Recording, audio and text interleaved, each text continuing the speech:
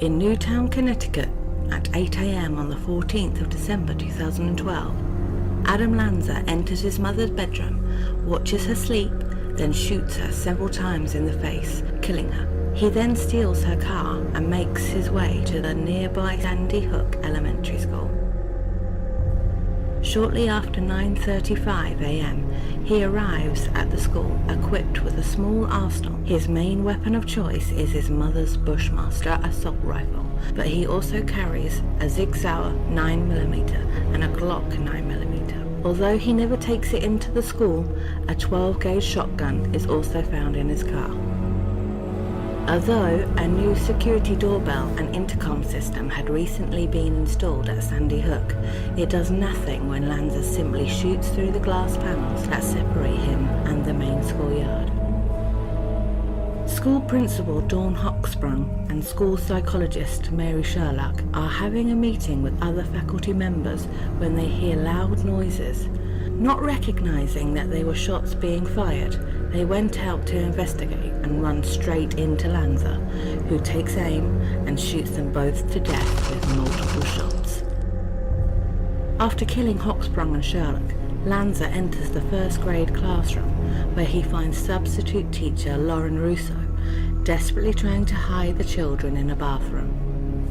Lanza shot Russo, a teacher's aide, and 14 of the 15 children to death. A 6-year-old girl was the only survivor, escaping after playing dead alongside her murdered friends. Her mother later reported her daughter as saying, "Mommy, I'm okay, but my friends are dead." Next, he approaches the classroom of Caitlin Roig. She and her 14 children are hiding in a back bathroom and have barricaded the door shut. Fortunately, Roig had recently conducted a lockdown drill several weeks before and had failed to remove a piece of black card that covered the small window of the classroom door. Lanza presumably believed the classroom was empty and moved on. The next classroom belonged to Victoria Soto. Lanza burst in and fired at everyone in sight. Soto, her aide, and 6 children are gunned down as they huddled together for protection. Around 9:46 to 9:49 a.m, Lanza stops shooting, having fired a total of 154 rounds. He spots a pair of police officers enter the building and knows his time is up. He grabs the Glock from his bag and fires a single shot into his brain. During the 11-minute rampage, Adam Lanza took the lives of 20 children and 6 adults. It remains the deadliest school shooting in American history.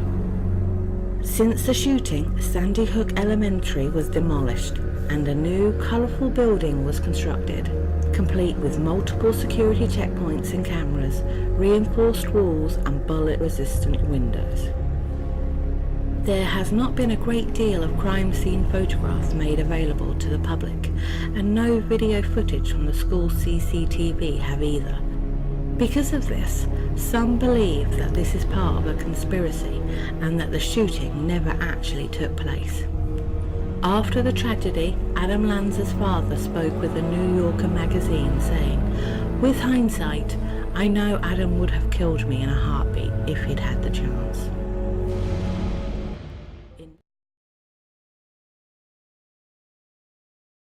Although Cho Sung-Wee had received court orders to visit outpatient care after suicide threats, he was still able to buy and obtain several guns, including a semi-automatic rifle, a Walther P22 and a Glock 19, as well as hundreds of rounds of ammunition, using online gun dealers. The outpatient order did not appear on Cho's record, nor did the many reports of abnormal and psychotic behavior his professors had made, so he was free to buy and own guns as he was not considered a risk or threat. On April 16th, police were notified that there was a shooting in one of the Virginia Tech dormitories and that 2 people had been killed. The dormitory was usually locked until 10 a.m, so it was unknown how the shooter got into the building. But the victims, Emily Hilscher and Ryan Martinez, were murdered in the room 4040. Police believed the perpetrator to be the boyfriend of Emily Hilscher, so went to great lengths to follow that lead. Police had no concerns that this shooting would lead on to further murders, so they did not report the incident to the staff at Virginia Tech. In truth, these two murders were the first of many for Cho Sung-woo. After returning home to change out of his bloody clothes, Cho mailed a package to NBC News which contained a rambling 1,800-word manifesto where he wrote of his love and admiration for the Columbine shooters Eric Harris and Dylan Klebold. He also sent numerous images and videos of himself posing with various weapons. He ended one video by saying, "I didn't have to do this. I could have left. I could have fled, but no, I will no longer run. It's not for me, it's for my children, for my brothers and sisters that you fucked. I did it for them. When the time came, I did it. I had to." At around 9:15 a.m., Cho is seen outside Norris Hall, an engineering building of Virginia Tech. Once inside, he chains shut the three main entrances and makes his way up to room 206, where a graduate engineering class is underway. Cho bursts in and begins his assault. In just under 11 minutes, Cho had fired off 174 rounds. 5 professors were shot and killed during the attack, as well as 25 students. Student Erin Sheehan survived the shooting and was able to give a first-hand account of what she experienced when her German class were attacked. She told reporters that Cho had poked his head into the classroom a couple of times looking lost, which Sheehan found odd, saying, "It was strange that someone at this point in the semester would be lost looking for a class." It was shortly after Cho had peeked in for the second time that he burst in and began shooting. In all, only 4 students were able to walk out of the classroom when the shooting had ended. The rest were either dying or already dead. Another surviving student, Nicholas Mako, spoke about what happened in his Issues in Scientific Computing class, which was next to the German classroom. When Mako and the other students heard gunshots in the hallway, they barricaded the door closed using classroom tables. Mako told BBC News that Cho attempted to open the classroom door, and when he had found it barricaded, he shot the door twice. He then reloaded and fired an entire magazine into the door and classroom walls in frustration, but luckily none of those bullets hit any of the students who were hiding behind the upturned desks. Cho re-entered room 206 and is reported to have shot the already dead students that were sprawled on the floor. When he had nowhere else to go, he stopped shooting. When the sound of gunfire had ended, police entered the building and the students pointed out where the shooter was situated. Once outside room 206, they attempted to negotiate with Cho. However, instead of talking to the police, he put his gun to his head and committed suicide. When the initial horror somewhat subsided with the students, it was replaced by anger. They believed that the university administrators and the police should have immediately notified the faculty and students after the 2 murders in the dormitory, and that the school should have been put into immediate lockdown. Although police did not think the 2 dormitory murders would lead to further shootings, it was surely close enough to the school to warrant a lockdown to protect everyone at Virginia Tech.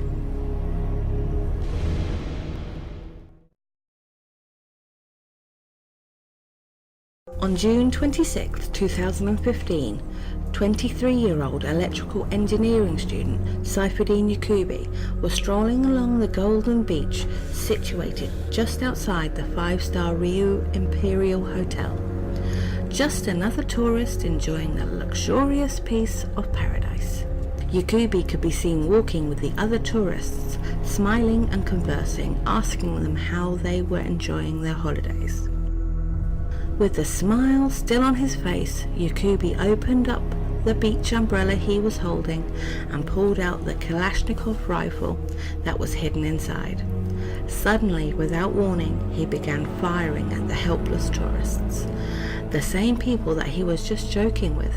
Although a few people were able to escape, albeit with several injuries, most of the people on the beach were killed outright. Husbands shielded their wives, mothers and fathers protected their children, but they were all mercilessly gunned down. After the beach slaughter was over, the gunman walked to and entered a nearby hotel.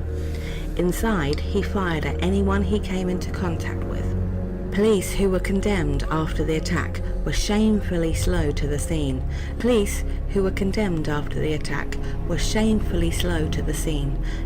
Yakubi to walk further into the hotel, hunting for anyone alive without opposition. Yakubi left the hotel through a back door and was filmed running past the neighbouring Hotel Rue Bellevue, still holding his weapon. Locals attempted to tackle the gunman, and a local builder threw roof tiles down at Yakubi, striking him in the head with many of the projectiles. Locals were also able to point police in the right direction, and the officers soon surrounded the area.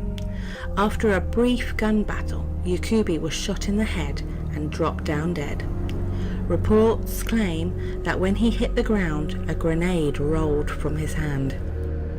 In the investigation after the incident, forensics proved that all the bullets that were fired were from the same weapon.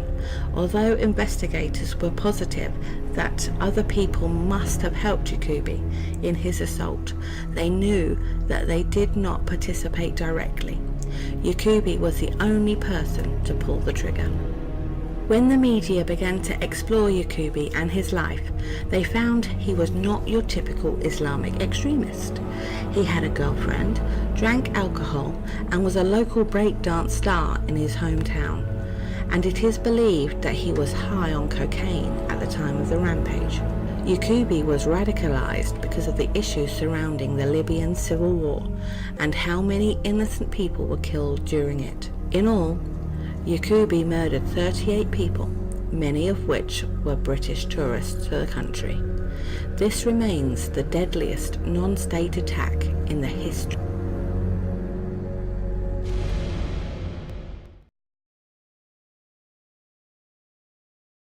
Sometime just after 2 a.m. on the 12th of June 2016, 29-year-old Omar Mateen walked into Pulse, a gay nightclub in Orlando, Florida, armed with a semi-automatic rifle and a 9mm handgun.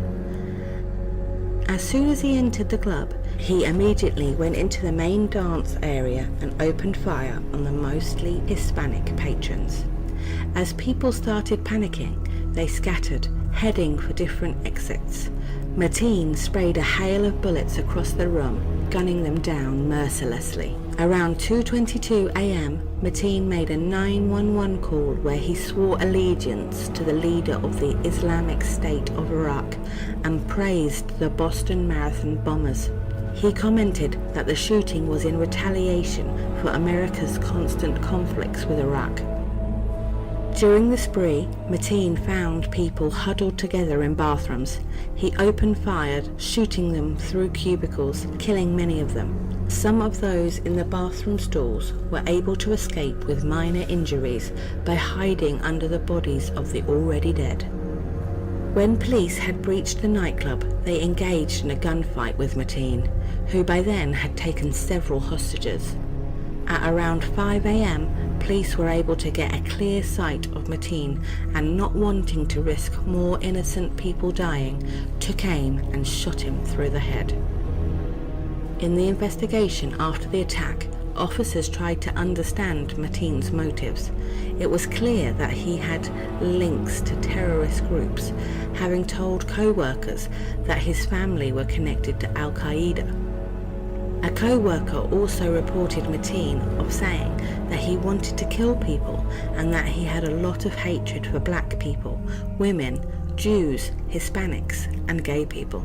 But investigations led officers to speculate that Mateen may have been actually gay himself, or at least bisexual. and it was his anger and frustration towards these homosexual urges that caused him to commit the shooting.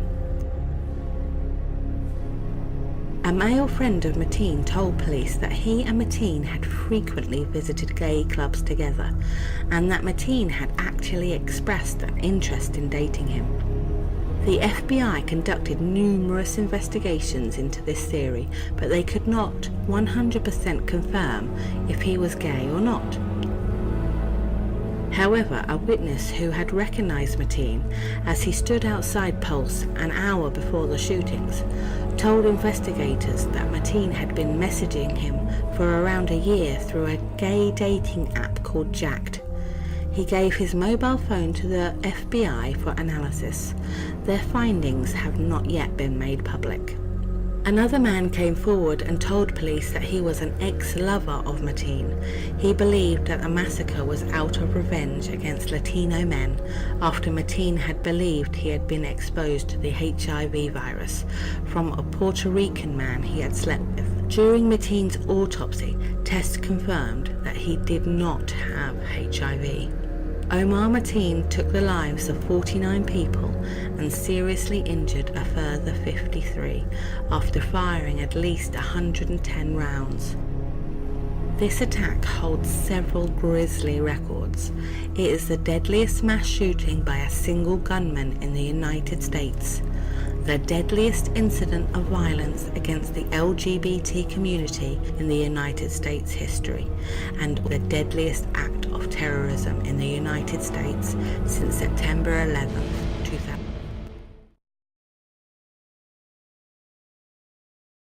On September 25, 2017, 64-year-old Stephen Paddock checks in at the Mandalay Bay Hotel, where he will stay on the 32nd floor, room 32135.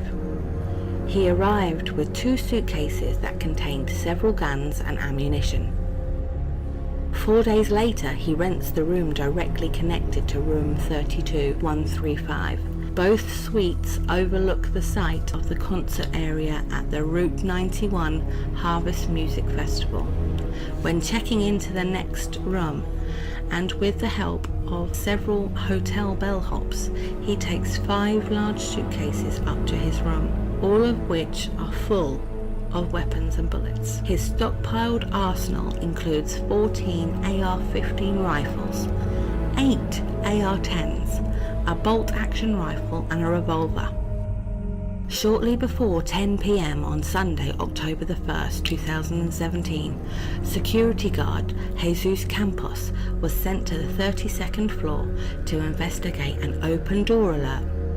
When he had found the door in question, he realized that a metal bracket had been screwed into the door frame. After finding the door jammed, he reported the findings to his dispatch center.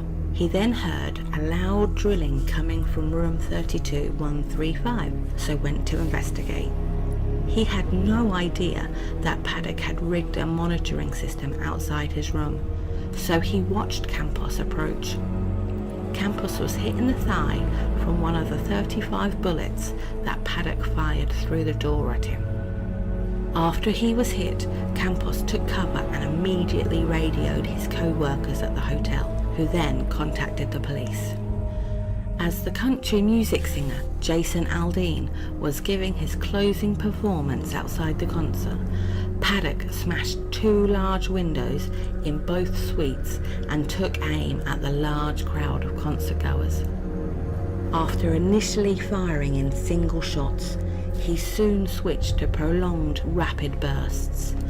Many people thought the shots were either fireworks or part of the music playing. They soon realized the horrible truth when people began to fall to the floor, dead or dying. As well as shooting at the concert goers, Paddock also shot 8 bullets at a large jet-fueled tank across from the concert at McCarran International Airport. Several of the bullets penetrated the tanks, but luckily jet fuel is mostly kerosene, which is highly unlikely to ignite with a bullet. During the shooting, police were confused as to where the shots were actually coming from. They reasoned that it could have been from the Mandalay Bay Hotel, the nearby Luxor Hotel, or from the actual concert grounds themselves. The situation was not helped when they received a number of false reports that there were several shooters in different locations. Before long, police saw the flashes of Paddock's shots, giving away his location.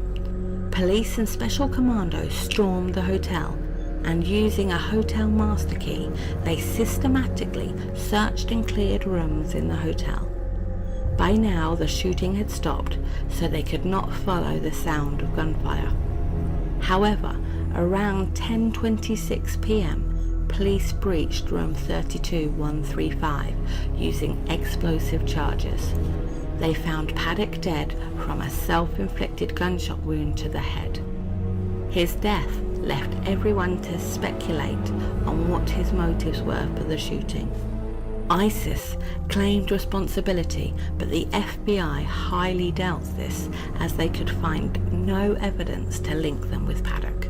During the search of Paddock's room after the attack, police found handwritten notes where he had worked out the calculations of where he needed to shoot to cause the most damage. As well as the numerous guns found in the two suites, investigators found IEDs in the trunk of Paddock's car, as well as 1,600 rounds of ammunition and other explosive building materials. During the aftermath of the shooting, the citizens of Las Vegas came together and did everything they could possibly do to help. Lines at the blood donation clinics stretched for blocks, and millions of dollars were raised to help the injured and to support the families of the deceased. Stephen Paddock murdered 36 women and 22 men and left 851 badly injured. 31 of the victims were pronounced dead at the scene, while the rest died in hospitals.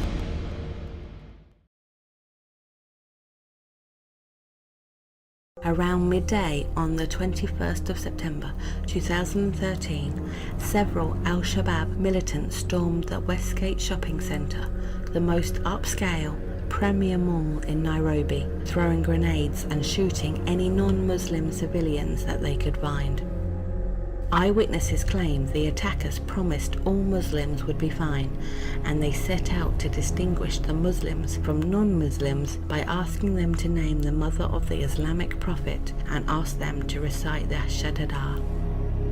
Al-Shabaab claimed responsibility for the attack that lasted over 80 hours, saying it was retribution for the Kenyan military's deployment in southern Somalia. Numerous media outlets also believe the attack was based on earlier warnings from Al-Shabaab in the wake of Operation Linda Nietzsche, which was operation by the Kenyan and Somalian militaries designed to find and kill Al-Shabaab militants. The terrorists killed a large number of people in the earlier minutes of the attack, gunning them down and throwing grenades. Police were quick to surround them all, and a 48-hour gun battle between them ensued. When the siege had ended, police arrested dozens of people believing that they were attackers. However, no one was ever formally charged with the assault. Many investigators believe the terrorists were killed during the siege, but there has never been full disclosure from the police on the matter. However, on November 4th, 2013, 4 Somali nationals were charged with harbouring the gunmen in their homes. Adan Garar, an Al-Shabaab terrorist that police strongly believe was the mastermind behind the attack, was reported dead on the 12th of March 2015. Garar was killed by a drone missile in Somalia. Over the 80-plus hour attacks, at least 67 people were murdered and more than 175 people were wounded.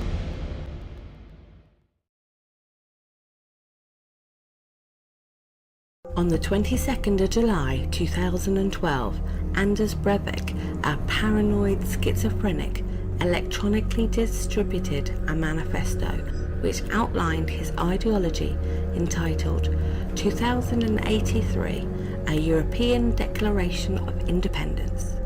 In it, he expressed his views on the modern world, criticizes Islam and feminism, and shared his support of Zionism, which is a Jewish movement that supports the re-establishment of a Jewish homeland in Israel.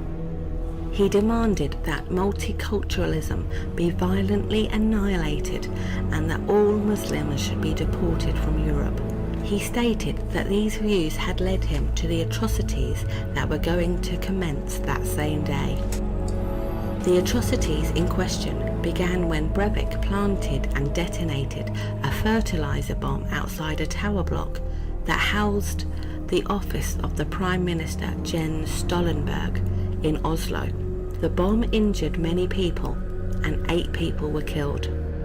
As Norway was coming to terms with the bomb attack, Breivik travelled to Utøya Island dressed as a Norwegian police officer, and he carried a large bag that contained automatic rifle, thousands of rounds of ammunition. He boarded a ferry to the island where he knew a camp for the Labour Party's Workers' Youth League was located.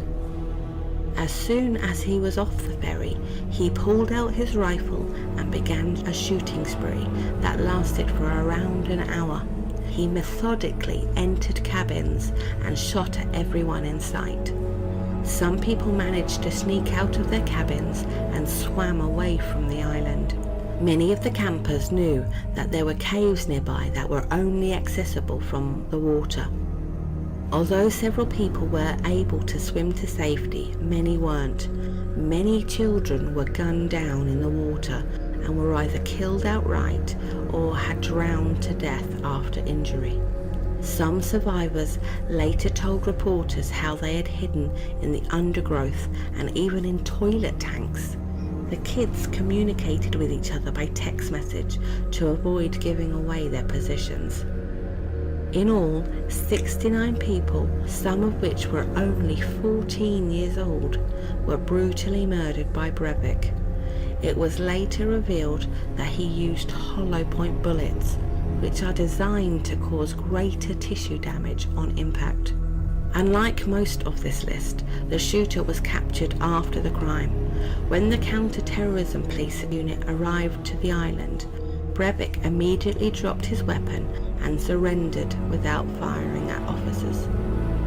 Breivik was not removed off of the island for 24 hours. The police interrogated him there, trying to find out details. He told officers that this and the bombing was to save Norway and Western Europe from a Muslim takeover. Anders Behring Breivik is currently serving a life sentence and will hopefully never be let out again.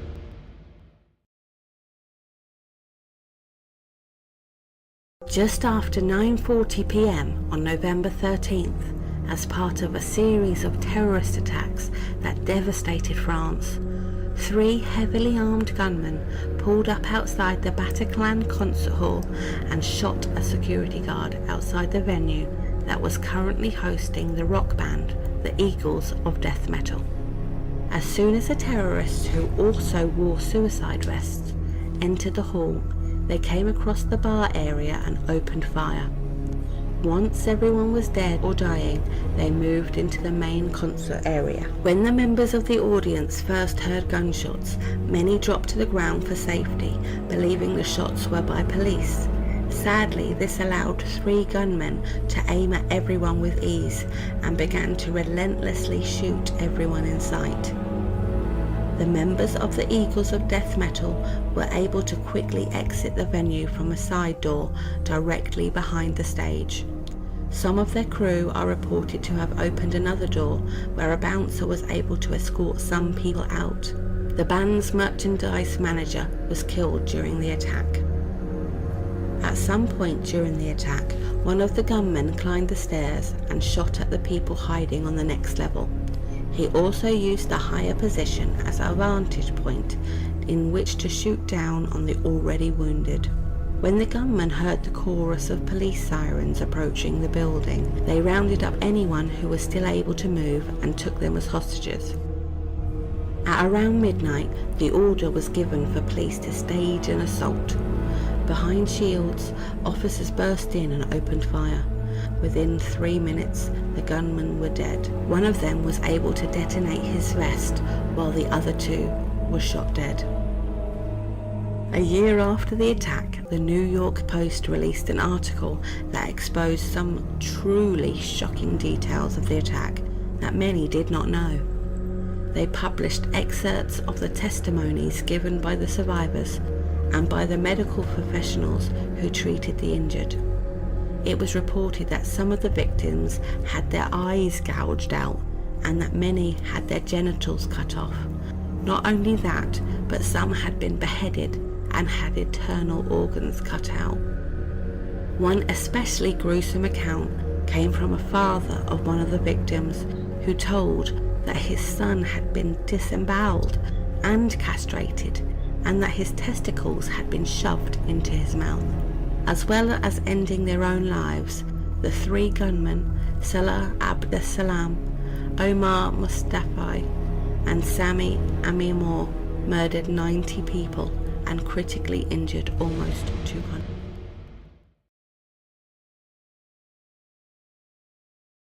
Karissa, in the northeastern province of Kenya, was once considered the safest area in the region. Not only did it house a military barracks, it also held the police headquarters. However, the militant group Al-Shabaab, as mentioned in number 5, would change their opinion when they committed another attack 2 years after the Westgate shopping mall shootings. The attack happened the day after Kenyan President Uhuru Kenyatta had publicly chastised the United Kingdom and Australia for warning tourists off visiting Kenya because of the unrest and the violence there. At around 5:30 a.m. on the 2nd of April 2015, gunmen armed with AK-47s and explosives walked into the university and began shooting, starting with the 2 guards at its entrance. Survivors later said that the gunmen were targeting Christians and would kill them on the spot. It was also reported that the shooters had ordered students out of their dormitory to lay face down on the ground. Many of the students thought they were safe, but instead they were executed as they lay on the ground. The 5 gunmen went into every room in the university and executed anyone who looked non-Muslim. Some students were able to escape or successfully hide themselves, but a great many were either killed or taken hostage. After almost 15 hours into the siege, the Kenyan Defence Forces and other security agencies in the surrounding area were deployed, and they made plans to enter the school and either flush out the gunmen for arrest or kill them inside. Once inside, the officers began to fire at the gunmen, who returned fire before retreating into a dormitory. The officers and commandos surrounded the gunmen and attempted to negotiate with the killers. When the shooters refused, officers stormed in, firing. 4 of the terrorists were killed by squad commandos, but the last one was able to detonate his vest, which severely injured several officers. But at last, the horror was over. The horror was over, but the country was outraged. Many could not believe that the university was only being guarded by 2 police officers, which seemed ludicrous considering the unrest there in the recent years. If the university had had better protection, perhaps the attack would have been thwarted earlier. Instead, 148 people were mercilessly killed, 142 of which were students.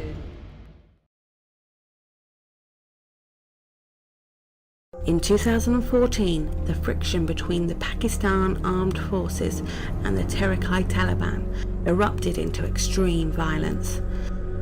This was in large part to the ongoing war in northwest Pakistan, which had already claimed over 2,100 lives in conflicts. On the 16th of December 2014, 6 men, who were all foreign nationals, entered the Peshawar school armed with high-caliber rifles, bombs and explosive suicide vests. Once inside, The gunmen moved straight towards the largest auditorium that was located in the very centre of the school. There they found many young students gathered inside, where they were all learning first aid training. The 6 men opened fire and murdered the large majority of children. Anyone who survived the attack was extremely lucky. The gunmen had no intent on taking hostages or negotiate with officials. They simply wanted to massacre as many people as possible. Reports from eyewitnesses claimed students were forced to watch and witness their teachers being executed in front of them. Police were quick to respond, arriving just 15 minutes after the first shot was fired. Police officers teamed with military soldiers, and using heavily armoured tanks and trucks, they stormed the school from 2 separate entrances. The police reached the 6 men and quickly opened fire, preventing them moving further into the school. One of the gunmen was killed immediately. The others were able to retreat and lock themselves in an administration block where they took several hostages. The officers surrounded the block and were able to negotiate the release of most of the hostages, who escaped uninjured. Special teams of snipers were set up, and one of them shot and killed the second gunman. When the terrorists refused to negotiate further, the officers breached the administration block and killed the remaining men.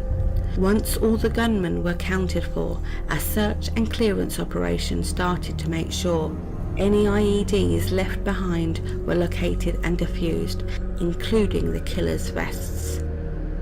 For days after the attack, candlelit vigils were still being held, but the grief quickly turned to anger.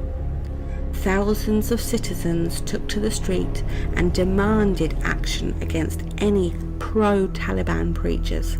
The attack highlighted the deadly threat posed by terrorists, and extra security measures were ordered and applied to all schools in Pakistan.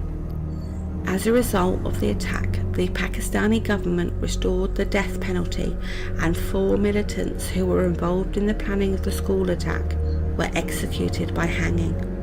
The Peshawar attack took the lives of 149 people, many of which were aged between 8 and 18. Unsurprisingly, this attack did nothing to ease the unrest between the government and the